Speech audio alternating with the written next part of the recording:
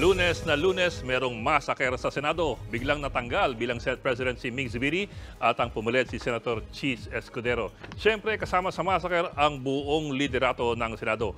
Pero ilan din ang nakapansin sa mga bagong alyansang nabuo sa nakaraang 2 linggo bago po itong Senate coup d'etat. Nitong Sabado lamang nag-alyansa ang Partido Federal ni Pangulong Marcos at ang Nationalist People's Coalition or NPC kung saan miyembro ang bagong upong Senate President na si Chis Escudero. At nung nakaraang linggo naman, nag-alyansa ang Partido Federal ng Pangulo at ang Lakas CMD ni Speaker Martin Romualdez. Ang sabi tuloy ng ilan, mukhang may koneksyon ang mga bagong alyansang ito at sa pagkakapatalsik ni Mig Zubiri bilang Senate President. Pero kailangan din pong tandaan na iba ang kalakaran sa Senado kumpara po sa Kongreso. Sa Kongreso, ang mahalaga para maupo bilang Speaker ay ang basbas ng Malacanang.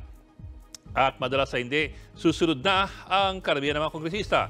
Medyo mas komplikado po yan sa Senado kung saan mas malabnaw ang kapit ng mga partido politikal at mas malakas ang hatak ng pakikipagsamahan at mga personalidad. Halimbawa, ayon kay Senator Zubiri, sumusuporta pa rin sa kanya sina Senadora Loren Legarda, Win Gatchalian at JB Ejercito. Kahit membro po sila ng NPC, ang partido ni Senator Chis Escudero. Sumuporta rin sa kanya si Bato de la Rosa, bagamat ang kanyang mga kapartido sa PDP ay boto laban kay Zubiri. Sa tingin po ng political strategist na si Ronald Llamas, 2 issue ang maaaring nagdiin kay Zubiri. Ang una po, siyempre, ay ang charter change na tinutulak ng Malacanang at mga kalyado nito sa Kongreso.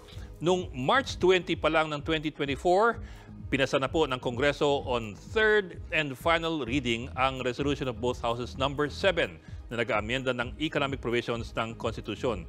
Tandaan na ang Kongreso ay nasa ilalim po ni Speaker Martin Romualdez ng Lakas. Samantalang sa Senado naman, 2 buwan na po ang nakakalipas mula nang tapusin ito ng Kongreso pero nasa committee level pa rin ang counterpart version ng Senado. Suportado naman po ni Zubiri ang Chacha, katunayan, co-author po siya ng Senate version ng panukala. Pero sinabi niya na problemado ang pagpapasa nito, lalo't may kakulangan ng tiwala ang taong bayan sa lehislatura. Bago bumaba, malaman ang pahapyaw ni Zubiri. Ito na raw ang ikalawang coup attempt laban sa kanya. Ang una, nung kasagsagan ng bangayan ng Senado at ng Kongreso dahil po sa issue ng Chacha. Marso po yun. Dagdag pa ni Zubiri, tinanggal daw siya dahil ayaw niyang sumunod sa mga nakaupo sa pwesto sa issue ng Chacha. Hindi lang niya pinangalanan kung sino ang kanyang mga kalaban. At ito pang isang pahapyaw ni Zubiri. Ang pumulit naman daw sa kanya ay anti-charter change din. Sana raw alam ito ng mga sumuporta kay Senator Chis Escudero. Anti-charter change nga ba si Senator Escudero? Sa kanyang mga nakaraang pahayag, masasabing maingat at kritikal lamang si Escudero sa Chacha pero wala po siyang hayagang deklarasyon na laban siya sa charter change. So meron pa pong room for flexibility sa panig ni Senator Chis sa isyong yan. Ayon din kay Llamas, isa pang maaaring nakadisgrasya kay Zubiri ay ang humahabang PIDEA leaks investigation sa Senado kung saan dinadawit ng pahapyaw ang Pangulong Marcos. Pinamumunuan po ito ni Senator Bato de la Rosa na tumatayo ngayon sa likod ni Zubiri. Ang investigasyon na dapat daw ay 2 hearing lamang, medyo na-extend po ng sobra at magkakaroon na po ng ika-5 hearing nitong linggo. Kung totoo ang tansya ni Llamas at yan ay malaking kung, mukhang nagpaparamdam ang Malacanang na hindi na ito natutuwa. At kung ganun nga, maaaring maka-epekto ito sa mga susunod na desisyon at mga hakbang ng Senado na sa matagal po na panahon ay pinagmamalaki ang kanyang independence mula sa Malacanang.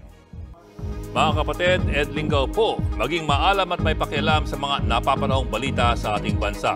Para sa mas malalimang pagtalakay at paghimay sa mga issue at headlines, tumutok lamang at mag-subscribe sa social media pages ng News 5.